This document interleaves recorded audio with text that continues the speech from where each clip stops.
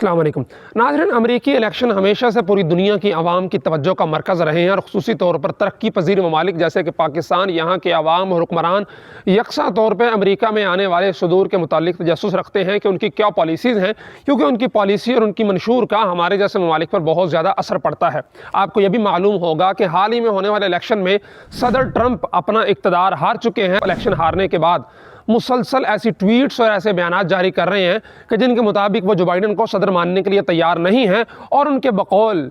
इमरान खान जैसे कहते थे कि धांधली हुई है, इसी तरह सदर ट्रंप का भी यही बयानिया है कि धांधली करके मुझे हरवाया गया है और मैं जो बाइडन को सदर नहीं मानूंगा। नाज़रीन, यहाँ पर यह बताते चलें कि ट्रंप की पार्टी का नाम रिपब्लिकन, जबकि जो बाइडन की पार्टी का नाम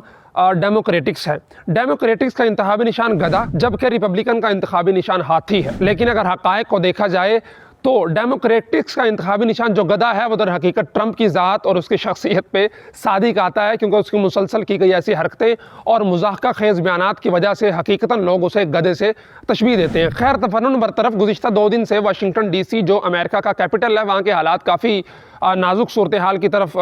रमा दमा है। वही सूरत हाल है जो 2014 के अंदर इस्लामाबाद में इमरान खान की तरफ से की गई थी कि PTV पर हमला, पार्लियामेंट पे हमला, अदलिया पे हमला और मुसलसल इश्तियाल अंगेज़ बयानात और आवाम को भड़काना और उन्हें हुक्मरानों के खिलाफ उन्हें उकसाना हमले के लिए। यही सूरत हाल इस वक्त अमेरिका वाशिंगटन DC में चल रही है। और अगर आप फुटेज देख सकें अपने साथ स्क्रीन पे, तो यहाँ पे आप वाज़े अंदाज में देख सकते हैं अमेरिकी इत्तलात के मुताबिक गुज़िश्ता कल ट्रंप के भड़काने के बाद, उसके भड़काऊ बयानात के बाद, वहाँ के जो रिपब्लिकन्स के कारकुन थे उन्होंने अमेरिकी ऐवान सेनेट पे घुसने की कोशिश की, बल्कि अंदर घुस गए। जहाँ पे सेनेट का इजलास जारी था, वहाँ पे जो सेनेट के मेंबरान थे उनको महबूस करने की कोशिश भी की गई, और जो पुलिस थी वहाँ की, उनका रवैया मुजाहिरीन के साथ इंतहाई कोऑपरेटिव था। यहाँ पे ये बात मैं करना ज़रूरी समझता हूँ कि चंद दिन पहले आपको याद होगा लॉकडाउन में एक काले के मरने के बाद अमेरिका के अंदर काले जो ब्लैक जिन्हें हम कहते हैं हबशी, वो बड़ी तादाद में रेसिज्म के ख़िलाफ़ अमेरिका में निकले थे, तो पुलिस उनके साथ बहुत ज़्यादा आनी हाथों से निपटी थी।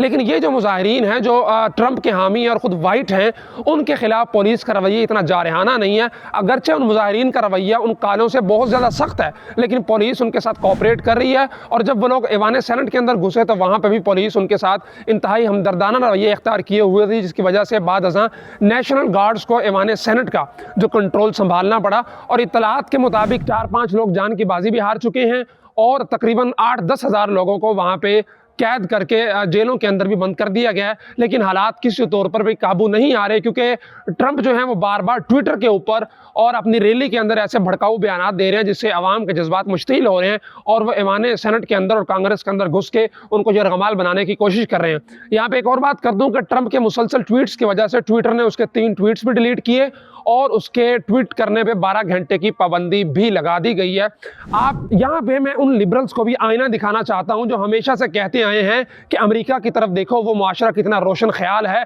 और वो कैसे इंसानी हकूक़ की बात करते हैं। उन लिबरल से गुजारिश है कि अब अमेरिका की तरफ देखें कि उनका कैपिटल वाशिंगटन DC इस वक्त कैसे आग के अंदर जल रहा है, और वो कैसे एक मेजॉरिटी वोट्स लेने वाले जो बाइडन के खिलाफ ऐवान सेनेट के अंदर घुस के वहाँ के मुअज़्ज़ज़ इमरान को महबूस किए हुए हैं। यहाँ पे मुझे इकबाल के एक शेर का मफ़हूम याद आ जाता है कि इनकी अपनी तहजीब खुद अपने ही खंजर से जो है वो मर जाएगी, और वो हालात नज़र आ रहे हैं। आप इस तमाम तर सूरत हाल को किस नज़र से देखते हैं, कमेंट बॉक्स के अंदर हमें ज़रूर बताइएगा।